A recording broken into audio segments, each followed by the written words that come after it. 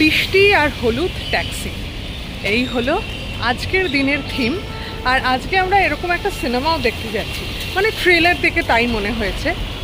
তো হ্যাঁ, আমি কোনো এখানে রিভিউ দেব এরকম নয়, তবে হ্যাঁ, খাওয়ার সময় যেমন অফার পাই, যেমন কম প্রাইসে কি করে ভালো জায়গায় খাওয়া যায়, সেরকম আমার মনে হয় অনেকেই জানে এটা ট্রিক্স, এটা কিভাবে কম পয়সায় সিনেমা দেখা যায়।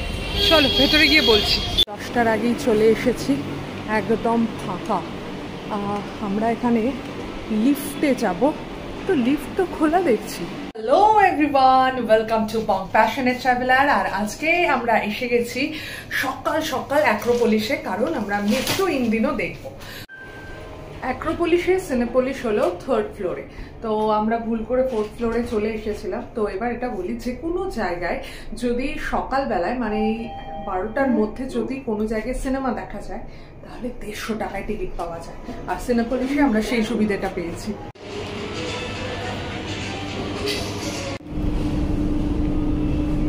মাত্র 2 দিন হলো সিনেমাটা রিলিজ হয়েছে, আর যে কোনো রিলিজ হওয়া সিনেমায় ফ্লপ হিট 2 দিনের মধ্যে তো সেটা বোঝা যায় না, কিন্তু তাও এই সিনেমাটা বলছে সবাই খুব ভালোই হয়েছে।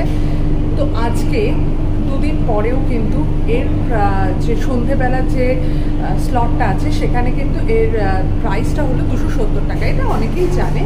আর সকালবেলা যে কোনো সিনেমার ক্ষেত্রে সকালবেলাটা আজকে 150 পড়েছে, এরকম পড়ে থাকে, একটু চেক করতে হয় বুক মাই শো থেকে। আর আমরা আরও অ্যামাজন পে থেকে কেটেছি, আমরা গ্রসারি কিনি অ্যামাজন থেকে, তো সেখান থেকেও আমরা কিছু অফার পেয়েছি। তো তোমরা গ্রসারিটা অ্যামাজন থেকে করতে পারো, কারণ এইরকম ধরনের অফার পাওয়া যাবে অ্যামাজন থেকে। তো 450 আমাদের টিকিট প্রাইস। কেমন হয়েছে সেটা দেখে নিয়ে তোমাদেরকে জানাচ্ছি। এই যে অমিত আমাকে এটা ধরিয়ে দিয়েছে। এখানে সিনেমা দেখতে আসার মেন প্রবলেমটা হলো এইটাই।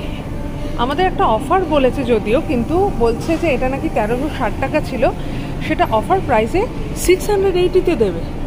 আর তোমার কি মনে হয় যে এটা কতটা যুক্তিযুক্ত? দেখো, 450 টাকা টিকিট আমাদের, হ্যাঁ তাই তো। 450 টাকা দিয়ে সিনেমা দেখতে গেছি, আমি 1300 টাকা দিয়ে পপকর্ন আর নাচোস খাবো। হ্যাঁ, মানে এটা একটা বিশাল ব্যাপার। আচ্ছা, আমাদের মনে হয় যেতে হবে 4 নম্বর। হাফ টাইম হয়েছে, আর এটা একটা মিউজিক্যাল জার্নি। মানে ফার্স্ট হাফ আমার বেশ ভালোই লেগেছে, আর পুরো মিউজিকের মাধ্যমে হচ্ছে না, অসাধারণ। মানে আত্মস্থ করতেও একটা সময় চাই, মানে ফট করে বলে দেওয়া যায় না, এমন একটা সিনেমা।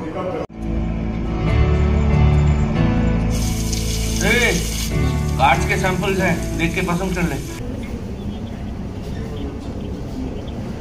সিনেমা কেমন হয়, প্রথমে শুরু হয় একটা প্রবলেম দিয়ে, অ্যান্ড দেন শেষ হয়ে যায়, সব ঠিক হয়ে যায়।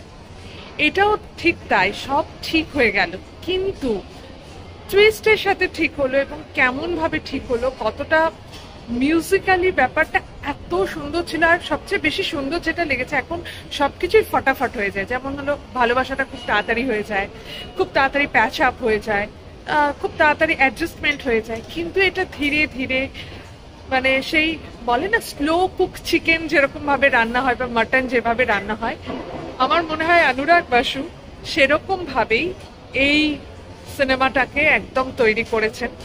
আর প্রথম থেকে বলি, বিভিন্ন বয়সের কিন্তু এখানে একটা ভালোবাসা দেখানো হয়েছে। সবচেয়ে এখানে বর্ষিয়ান কাপল হলো অনুপম খের আর নীনা গুপ্তা, যাদের মধ্যে সম্পর্ক ছিল কি ছিল না সেটার জন্য সিনেমাটা অবশ্যই দেখতে হবে। এবং তারপরে কঙ্কনা সেন শর্মা, দেন হলো আলী জাফর আর ফাতেমার জড়ি, তারপরে হলো সারা আলী খানের জড়ি, এবং দেন কঙ্কনা সেন শর্মার যে মেয়ে, তার একটা ছোট্ট অ্যাপিয়ারেন্স। তো সেখানে সে তখনও কনফিউজড, সে কাকে ভালোবাসে, এবার সেটা মেল ফিমেল কি ব্যাপার, এটা তোমরা দেখে নিও। জাস্ট বলতে চাইছি যে এরকম ব্যাপারটা, যে এক একটা বয়সে এক এক রকমের ভালোবাসা, এবং সেটা আস্তে আস্তে উত্তীর্ণ হচ্ছে। মানে যে জায়গায় কঙ্কনা ছিল, সে হলো হয়তো তার মায়ের জায়গায়, মানে নীনা গুপ্তার জায়গায় গেছে। যেখানে ফাতেমা সেই জায়গায় চলে গেল, কঙ্কনার জায়গায় চলে গেল, এবার ফতেমার জায়গায় সম্ভবত এলো সারা আলি খান। মানে ফতেমা যে স্টেজ দিয়ে যাচ্ছিল সেই স্টেজে, মানে বিভিন্ন স্টেজের যে ভালোবাসা সেটাকে দেখানো হয়েছে এবং মানে ভীষণ সুন্দর যত্ন করে মানে রান্না করা হয়েছে। যেমন এক একটা জায়গায় না আমরা যখন খেতে যাই প্লেটিংটা, খাওয়ার দাওয়ার এত সুন্দর কারণে, ধরুন কোনো একটা জায়গায় খেতে গেছি, এবার সেই জায়গায় বারবার বলছে মানে হাফ হাফ এমন দেখাচ্ছে আপনি তাড়াতাড়ি খেয়ে চলে যান। আবার কিছু কিছু জায়গায় দেখাচ্ছে আচ্ছা আপনার সঙ্গে আপনি ভালো করে খেয়েছেন তো, আপনার রান্নাটা কেমন লাগলো। মানে সেখানকার যে স্টাফ তারা কিন্তু গল্প করতে শুরু করছে। আর সিনেমাটা ঠিক সেই রকম সিনেমা হয়েছে যে খুব সুন্দর ভালোবেসে তৈরি করা, আর এখানে যেন বারবার মানে একটা মিউজিক্যাল ফিডব্যাক দিচ্ছে। সুন্দরভাবে আজকে সকালটা শুরু হলো মেট্রো সিটিতে, মেট্রো ইন্দিনো মানে দুর্দান্ত। আর যেটা বলতে চাচ্ছিলাম, কঙ্কনা সেন শর্মা এবং পঙ্কজ ত্রিপাঠীর যে মিডিল এজ ক্রাইসিস, আমরা এখন সেই বয়সে রয়েছি। কাকতালীয়ভাবে ওর বয়সের যে মেয়ে, আমার বয়সেরও সেই সেম মেয়ে আছে আর কি। তো বুঝতে পারছি ওদের বয়সটা খুব বেশিভাবে কানেক্ট করতে পারছি। তো খুব ভালো লাগলো, খুব ভালোভাবে পড়াশুনো করে, মানে সম্পর্কের ওপর পড়াশুনো করে সিনেমাটা বানানো হয়েছে। মাস্ট ওয়াচ সিনেমা, তোমরা সবাই দেখো। এটা কোনো পেড কিছু নয়, আমার ভালো লাগলো বললাম। আর সকালের দিকে দেখো যদি পারো, উইকেন্ডে এরকম প্রাইস হবে না টিকিটের, আর উইকডেজেই হবে। তো যাই হোক, আমাদের তো ভীষণ ভালো লাগলো। তোমার কেমন লাগলো?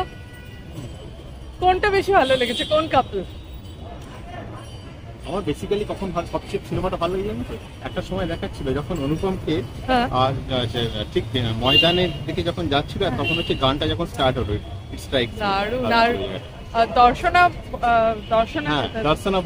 দর্শনা বণিককে আমরা অনেক খুব ডাউন ভাবি, কিন্তু ভীষণ ভালো দারুণ অভিনয় করেছে এবং খুব ভালোভাবে ইউজ করা হয়েছে। মানে যতটা অনুপম খেরকে দেখে যতটা কেঁদেছি, আবার কি বলবো, কঙ্কনা সেন শর্মার সেই ওদের সেই ব্যাপারটা পঙ্কজ ত্রিপাঠীকে দেখে ততটাই হেসেছি। মানে এক মুহূর্তে চোখ দিয়ে জলটা পড়বে, তারপরের মুহূর্তেই বেশ হাসি। মানে এটা কোনো ডিপ্রেসিভ সিনেমা নয়, এটা কি বলবো, ফুল অফ লাইফ। মানে বিয়ে করেও যে মানুষ এত সুন্দরভাবে নিজেদের লাইফ লিড করতে পারে।